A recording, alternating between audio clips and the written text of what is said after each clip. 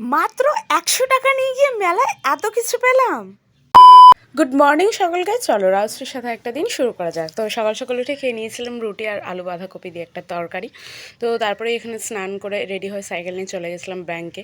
আজকেও ব্যাংকে সেরকমই ভিড় ছিল, বাট আজকে আমি ভেবেছিলাম আমার কাজ করিয়েই আসবো। তারপরে আমি এখানে রেডি হয়ে মায়ের সাথে চলে গেছি পার্লারে আইব্রো করাতে।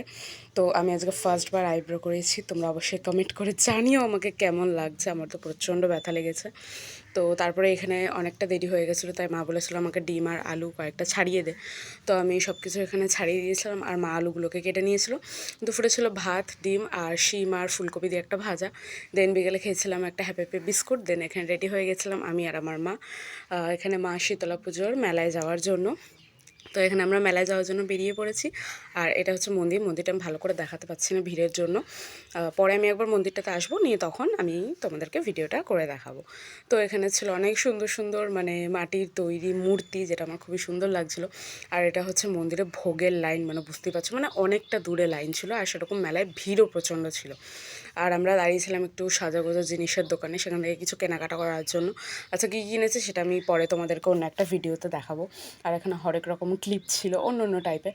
আচ্ছা বেলুন নিয়ে খেলার বয়স চলে গেছে, কিন্তু বেলুনে ভিডিও করতে তো কোনো ক্ষতি নেই। তারপরে এখানে খেয়ে নিয়েছিলাম একটুখানি ফুচকা। আর এখানে কাকু অনেক কিছু দিয়ে একটা ঘুগনি বানিয়ে দিয়েছিলো, যেটা খেতে ওকে ওকে হয়েছিল। অন্তত মেলার ফুচকার থেকে তো অনেকটাই ভালো। তো এখানে 2 প্লেট নিয়েছিলাম, একটা মায়ের জন্য একটা আমার জন্য। এখানে মা খাচ্ছিলো আর আমার খাওয়া হয়ে গেছিলো। তো একটা নিয়েছিলাম আইসক্রিম, সেটা আমি খাইনি, বাবাই খেয়েছে, তো আমি দেখিয়ে দিলাম। তারপরে বাড়ি এসে খুবই টায়ার্ড হয়ে গেছিলাম, কিন্তু ফেস ওয়াশ করতে তো আমি ভুলবো না। ভালো করে ফেস ওয়াশটা করে নিয়ে শেষ করলাম। ভালো লাগলে সাবস্ক্রাইব করতে ভুলো না। Bye bye.